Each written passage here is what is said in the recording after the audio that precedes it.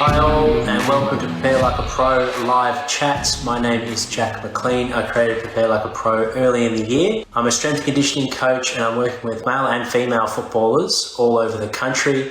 If you're interested in working with me one-on-one, head over to my website, preparelikeapro.com. I'm working with guys in their off-season, pre-season training. And if you're interested in any of my services, head over to my website. You can check out my professional services as well as download free training programs and get experience that way. I've got a running endurance program, goes for 12 weeks for free, as well as a repeat speed program.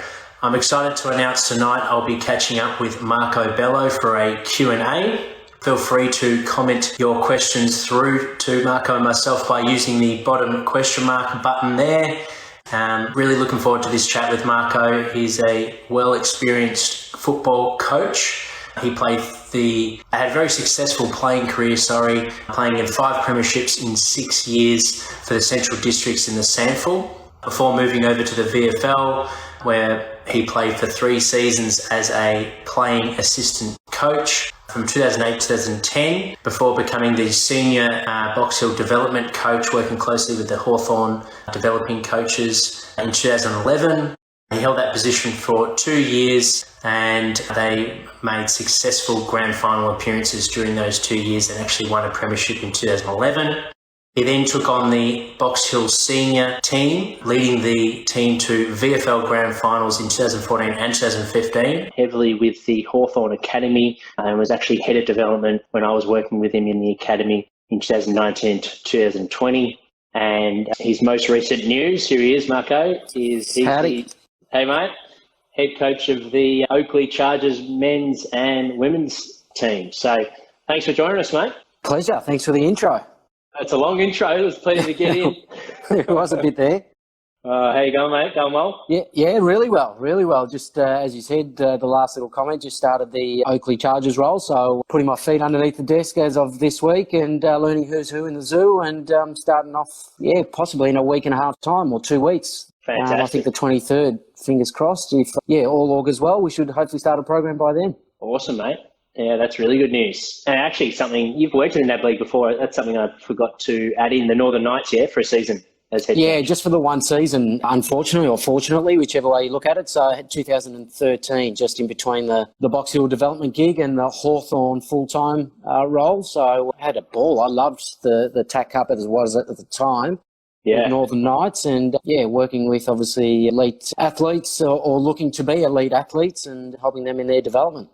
Yeah, fantastic. Let's go back to the beginning, mate. So start of your career as a coach, when you were a playing assistant coach, or even before then, when did you decide that being a coach was something you were passionate about and something that you were going to pursue? What age did you It wasn't until really late, mate. It was, 27, 28, where the body started to, say, well, how much longer could you keep this up for? And ended up playing until 34, so it was a little bit longer, which was good. Fantastic. But in terms of the level that I was wanting to get to, it was, starting to fall away there. So it wasn't until probably I reached the Box Hill, the second iteration of it, I guess, in 2010, where I started to get a feel for it. And under Brendan Bolton, who was the coach at Box Hill at the time, he sort of developed me to, get the passion and ignite the fire in passing on all the knowledge, I guess, that I'd learned. So that's what really invigorated me to want to do it or shine a light on it, was that I had a great deal of knowledge, and the guys who were coming up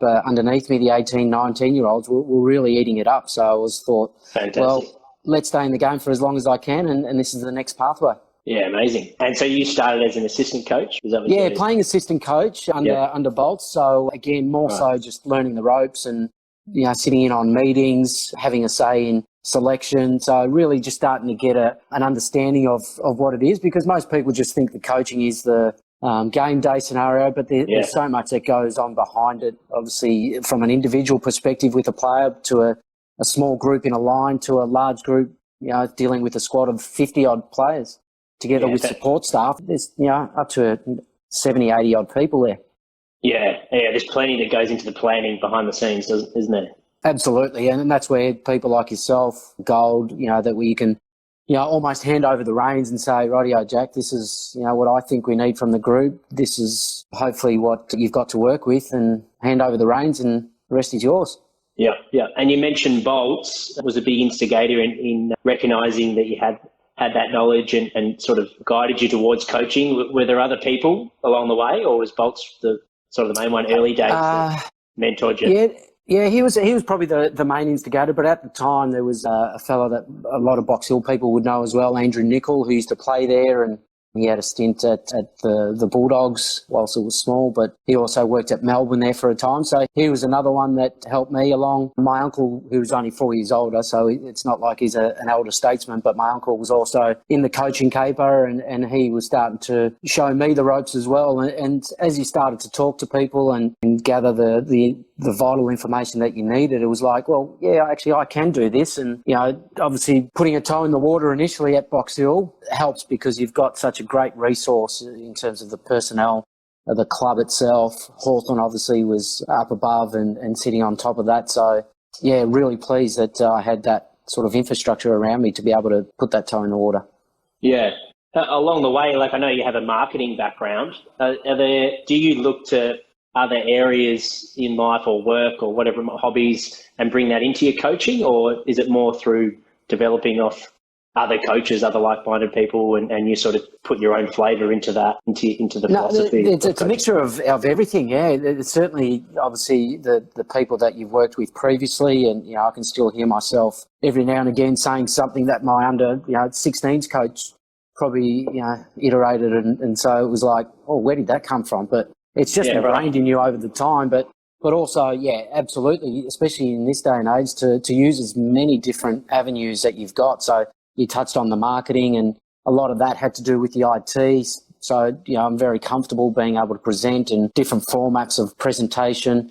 My kids, I learned from them, and especially this homeschooling period, of how to negotiate with, even though they're 8 and 10, but how to negotiate those situations. And, what I learnt at football helped me in this, and what I've learnt in that will no doubt come back and help me in football as well. So everyone I speak to, from, going for a coffee with someone to watching and hearing podcasts and those sorts of things, you take little tidbits and you go, rightio, how does that resonate with me and the group that I'm coaching currently? Yeah, awesome. So it might not be then and there where you hear something that you apply it. It might come years later and it just sort of appears that you use it.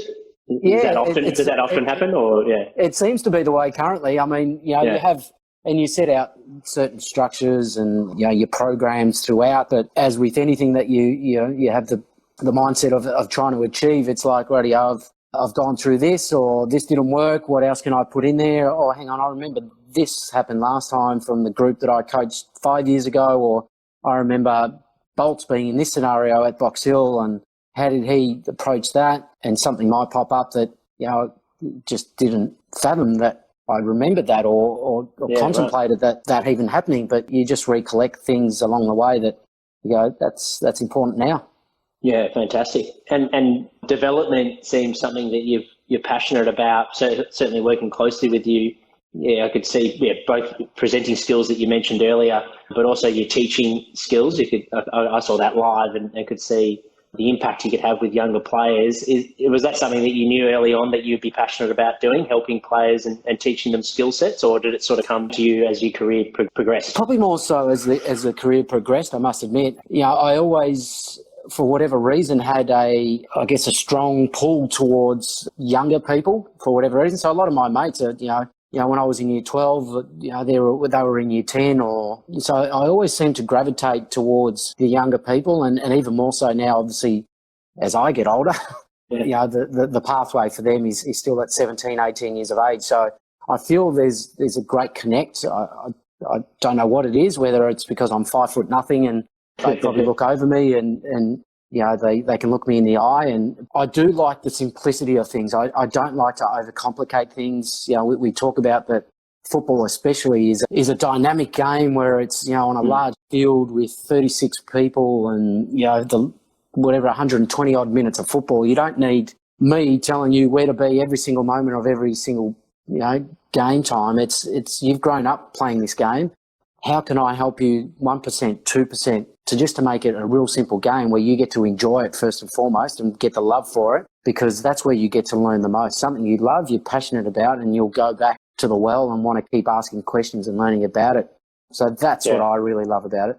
Yeah, it's fantastic. And what areas have you seen, I guess, have the most growth or change the most in the industry? Because you've seen every level, I mean, NAB League, state level and AFL.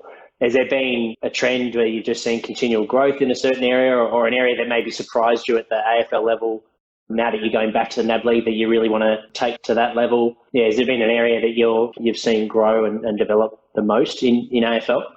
Yeah, look, this is again going back, the olden ages when I used to play, but I never asked enough questions. I never tapped into the resources that were around me. I always thought, I know this. Yeah, I can work through this. I'm sure no one's come across this scenario before, so I'll just work my way through it. But just ask questions is paramount. And it seems to be an appetite for this generation coming through where they want feedback, they want to learn, they want to understand where you're coming from and what you've learned and how they can then translate it across to their life.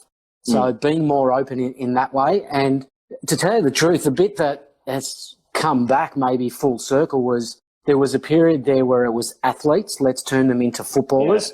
I think it's gone back to footballers.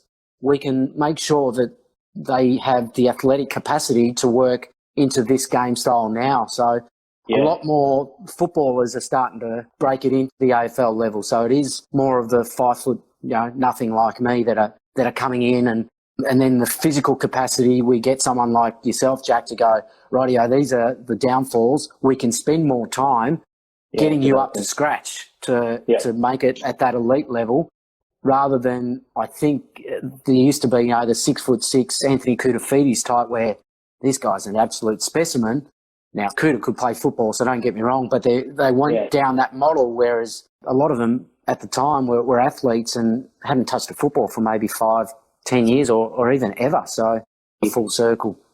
Do you think it's the skill aspect, or it's probably a few, but is it the skill aspect or is it more the technical elements of the game that's really hard to teach those athletes and develop the athletes, not the footballers? Yeah, I think it's game sense, because you look at someone like a Mason Cox at Collingwood who, he can mark a football and he kicks it just as straight as anyone, and he hasn't touched a football for 30 odd years of it, or 24 years of his life. So you'll end up getting, and a lot of these Irish boys who come across are the same. So you'll get the skill component at some stage. You'll get the technical component, but it is more the game sense and the tactical understanding and awareness. As I said, there's not too many sports where it's 360-degree contact. It's, you're working up and down one of the largest fields, playing areas. You can mark the ball up high, you can kick it off the ground, you can touch it obviously with your hands. There's so many different aspects to the game that aren't encapsulated in other games. And so the game sense is probably the hardest one for mine that I've seen. Yeah. And what's an area, you may have touched on it already, but what's an area that you're really passionate about when you take on a new athlete or a new team? What are some of the fundamentals that you like to develop first? The personal and the trust component. So as I touched on before, the love of the game will make you want to learn more of it and keep yourself involved, but also the relationship that you have with the individual, with the group. They learn you, or they learn more about you first before they will learn or want to learn about the game from you. So it's important that you have that strong relationship. So that's one of my strong suits, I believe, and getting to know each one individually on a personal perspective before we get into the X's and O's, before we get into the next step. So I care about the person first before I care about how many kicks or marks or where their football is headed at any given stage. So I think, again, going back to the old days, it was all about the screaming and yelling from a coach and not knowing who I am and is that going to work for me? Well, you may hit 20 out of 22, but the 2 you miss are probably very important to your group. Yeah.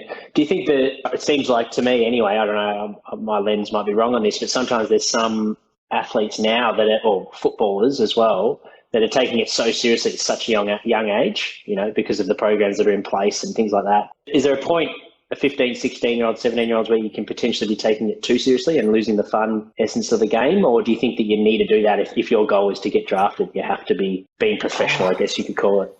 I think, look, there's no doubt there are types of athletes that need their hand held a little bit more, and you can see the talent and the raw talent, and you probably go, okay, I can help this person to really take those next steps, and he may or she may need that just little help along. But I think if you're passionate enough about the game and love the game, I think you're the self-driver, so you don't need the coach or the peer to really push you, because if you love the game and are passionate about it, you will do anything possible.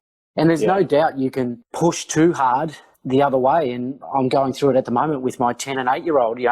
My little girl plays basketball and wants to play, championship basketball. And, that's where it starts to get serious, and they train 3 nights a week, and they'll probably have to get on Zooms on a Sunday. And it's like, well, okay, yeah, you might be passionate, but is this going a bit too far? What about socialising with friends? What about playing a different sport? What about going for a bike ride with your brother? Going for a swim? All the different things in life that can shape you when you, and if you get to the elite level, will play an important part. I was reading up on, someone like a Nadal who played soccer for a large part of his life before going into tennis.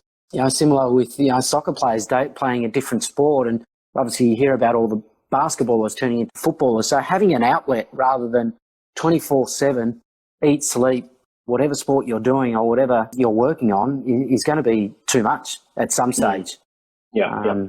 So, I think temper that with life and have fun. Yeah, I love it.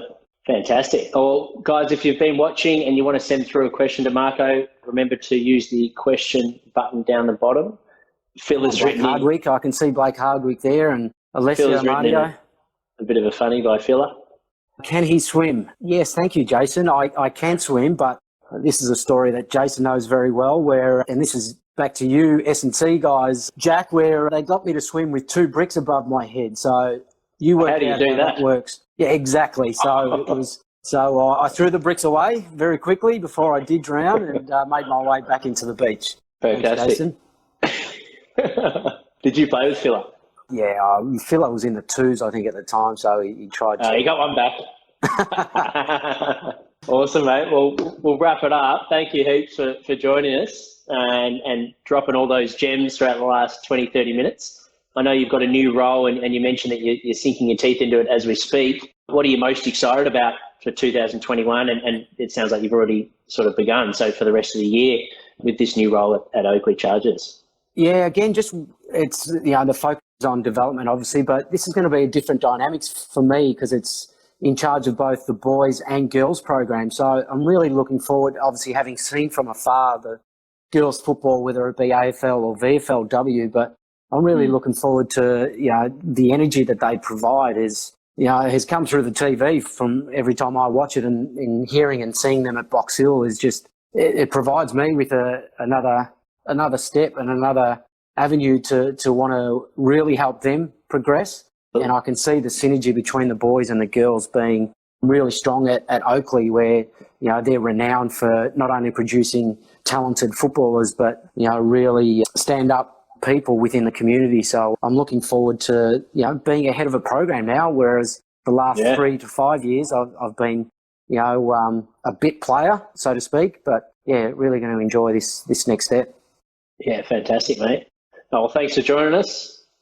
Pleasure. Good luck with your next venture, and looking forward to whatever that may hold, and keeping up these Instagram posts. Look, they've been terrific.